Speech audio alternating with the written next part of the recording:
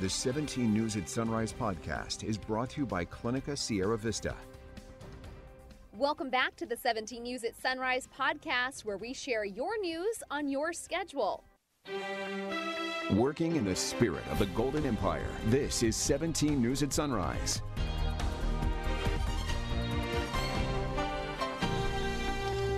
And good morning here, just past 5 a.m. Thanks for waking up with us. I'm Maddie Jansen alongside Alex Fisher. All right, Kev, thanks so much. Our time now is 5:02, and we begin this morning with breaking news. Russian President Vladimir Putin authorized a military operation in Ukraine overnight, further intensifying an invasion of the country. We want to take you live to Ukraine this morning, where the streets of Kyiv are nearly empty. Ukraine's president says the government will provide arms to citizens in need and has asked for NATO allies to assist. NBC's Bree Jackson has the latest. Good morning, Alex, Maddie. President Biden will speak with G7 leaders to discuss severe sanctions on Russia and is expected to deliver remarks later today. Ukraine under fire this morning. Sirens wailing and explosions heard in major cities, including the capital, Kyiv. Long lines of cars with people trying to flee to safety. President Biden condemning Russia, saying Putin has chosen a premeditated war that will bring a catastrophic loss of life and human suffering. Russian President Vladimir Putin announced the attack on state TV in Russia, claiming it's intended to protect civilians. During an emergency meeting, members of the United Nations Security Council pleaded for peace. At the exact time as we are gathered in the council, seeking peace, Putin delivered a message of war. He made a decision for a special military operation in the Donbass. So I call on every one of you to do everything possible to stop the war. Ukraine's president declaring martial law, allowing curfews and the seizure of property, saying the future of Europe's security is being tested. The U.S. vowing support. We're doubling down on our assistance to Ukraine itself, making sure, as we've already done, that we're providing additional security assistance, diplomatic support, economic, humanitarian support. And reassuring NATO allies. The world will hold Russia accountable. The White House says today it will announce significant new actions to punish Russia. Later today, members of Congress will receive a briefing on the situation in Ukraine. In Washington, I'm Bree Jackson for 17 News. Battles are unfolding across the region this morning. Ukraine's military says about 50 Russian forces have been killed and 6 Russian warplanes shot down. Several Ukrainian civilians were reportedly also killed, but it's unclear just how many. We'll keep you updated as we learn more. Bakersfield Congressman Kevin McCarthy took to Facebook. Meantime, Bakersfield Congressman Kevin McCarthy took to Facebook last night in response to the invasion, blaming President Biden for Putin's decision to invade Ukraine. He said in part, this is the same playbook Russia used in 2014 during Obama's term when they invaded Crimea. It is no accident that Putin waited until a Democrat president was back in the White House to attempt to seize power. President Biden's weak and incompetent leadership is consistent for the career politician who has a 40-year track record of failed foreign policy. And Governor Gavin Newsom also took to social media last night, tweeting, quote, California is standing with the people of Ukraine. Russia is embarking on an unprovoked attack, an armed attempt to overthrow a sitting democracy. There must be consequences. Your time now is 5:06. Oil prices are on the rise following Russia's military attack in Ukraine. Overnight, U.S. crude futures jumped by 5.24% to trade at $96.92 a barrel. Brent crude futures were up by 5.4% at $102.07 a barrel. That's the first time since 2014 it crossed the $100 level. Natural gas also surged 5.39%. The rise in oil is just another hit for consumers as inflation continues. Consumers can also expect snarls in the supply chain with wheat and grain prices going up, meaning you might be paying even more for essentials at the grocery store. Russia and Ukraine together produce more than 25% of the world's wheat exports and nearly 20% of corn exports. And the U.S. stock market already seeing a negative impact of the invasion. Stock market futures plunged overnight. Dow futures were down as much as 780 points or 2.4%. S&P 500 and NASDAQ futures were down more than 2% each. The broad losses followed a sharp decline on Wall Street yesterday, with the Dow closing down more than 464 points. And take a look at this. People in Ukraine lining up in front of ATMs this morning amid the Russian invasion. Many of them came out as soon as the sun was up. Ukraine's president has declared martial law, urging citizens not to panic. He also called on them to fight, saying weapons will be issued to anyone who wants them. The Russian threat to Ukraine also extends into the internet. The Ukrainian parliament and other government and banking websites were hit with a wave of denial of service attacks yesterday. A new data wiping piece of malware was discovered on hundreds of machines in the country. It was not clear, however, how many networks were affected.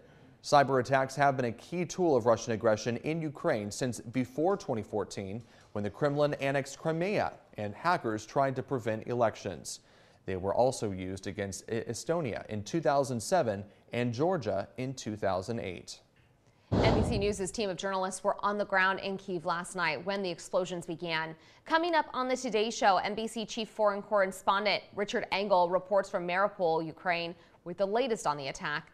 That's coming up at 7 a.m. right here on TV 17. Back here at home, 17 News is your local election headquarters. Bakersfield City Council held another public hearing last night in the process of redrawing its 7 ward boundaries. 17's Maddie Gannon was there as things got heated. In the third of 5 public hearings on the redrawing of Bakersfield's ward map, City Council chambers hosted an outspoken crowd Wednesday night. I am here to Just last month, the city released its first draft map, which kept ward lines largely the same as they are now. On Wednesday, they unveiled 2 new drafts created by consultants working with the city. This is what the city of Bakersfield They said looks like right the now. 2 new drafts unify North and East Bakersfield and keep areas around CSUB together. Over 15 Bakersfield residents showed up to voice opinions. 8 in particular were concerned about the city's current draft, which they say splits up the neighborhoods of Oleander, Westchester, and downtown Bakersfield. Removing Oleander from downtown infrastructure and identity would be a travesty. There were also 3 maps submitted by the public, including one by the Jakara movement. We accurately represent the Punjabi Sikh community. Multiple people, including a senior at Ridgeview High School, stood up to join the sentiment. I have seen my community go underrepresented for far too long. California has one of the highest concentrated Sikh Punjabi populations. However, it wasn't until the 2020 census when that was even recognized. The Dolores Huerta Foundation also went over its proposed map. You have to draw 3 Latino Voting Rights Act districts. Under the foundation's map, 3 wards have a minority population of over 50%, which they say, based on Bakersfield's demographics, is necessary to comply with the Federal Voting Rights Act. All of the other draft maps currently only have 2 of these wards. Focusing on one criteria over another will cause you to fail in doing what is ultimately your constitutional duty, to equitably distribute political power among your 7 council wards. The city has until April 17th to finalize a new map. Reporting in Bakersfield, Maddie Gannon, 17 News. Everyone in Bakersfield is encouraged to participate in the process. You can submit written comments over email to the city clerk or speak at the next public hearing. That's on March 16th at City Hall. 5:36 is our time now, and in your 17 Crime Watch, a pursuit in Southwest Bakersfield ended in a fiery crash last night. This chase ended at Real Road and Palm Avenue, where the driver hit a power pole. Bakersfield police say it all started just before 9 p.m. when officers tried to stop the driver of a reported stolen vehicle at the off-ramp of Highway 99 at California Avenue. The driver led officers the wrong way on the 99, then got off at California, where he hit a power pole. Power lines came down and the car eventually caught fire. The driver was placed under arrest. Your help's needed to find a missing 73-year-old woman who may be at risk due to an undiagnosed cognitive issue. Bakersfield police say Marta Alicia Mendez was last seen yesterday at 4 p.m. on Stokes Avenue near Acres Road in Southwest Bakersfield. Alicia Mendez, described is Hispanic, 5 feet tall, weighing 145 pounds with short burgundy hair and brown eyes, wearing a red shirt and black pants. She was last seen in a red 2008 Nissan Rogue with Utah license plate G432MW. Anyone with information is urged to call BPD at 327-7111. In your 17 Court Watch this morning, 2 men who turned themselves over to authorities in connection with the shooting at a bar in Northwest Bakersfield appeared in court yesterday. The sheriff's office says Eric and Manuel Manjarres turned themselves in Monday. The shootings happened January 29th at Lone Oak Lounge on Rosedale Highway. 4 people were wounded, but no one died. Both Eric and Manuel pleaded not guilty to all charges against them.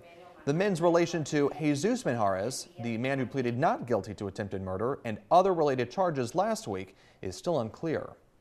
A Kern Valley State prison inmate has pleaded guilty to charges connected to a $25 million unemployment insurance fraud scheme. As part of a plea agreement, Daryl Richmond admitted to obtaining identifying information of several people and providing it to co-conspirators outside prison.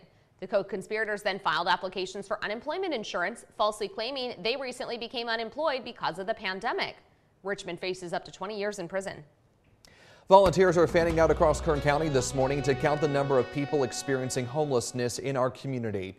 The point-in-time homeless count provides a snapshot view of homelessness in Bakersfield and other parts of the county. This count provides crucial information about which communities need more resources, like homeless services and investments. Last year's count was done a little differently due to COVID concerns, but the study showed last January there were 2,150 people living without permanent housing, sheltered and unsheltered. A celebration of life will be held for a community angel today.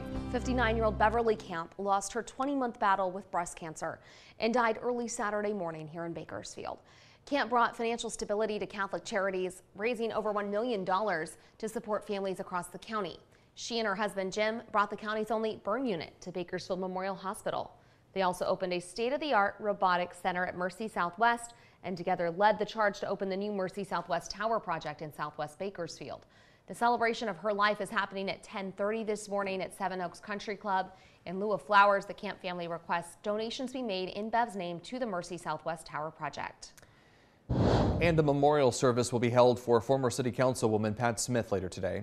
Smith, who passed away last week at the age of 89, made her mark on the Bakersfield City Council for 13 years. She was a member of a history-making female foursome that dominated city government at the end of the previous century. The service is happening at 10:30 this morning at the First Presbyterian Church on 17th Street in Bakersfield.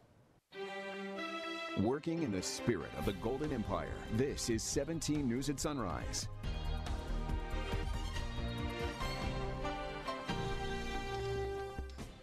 The 17 News at Sunrise podcast is a production of KGET and Nexstar Media Group. For more on all of the headlines in today's show, head to kget.com.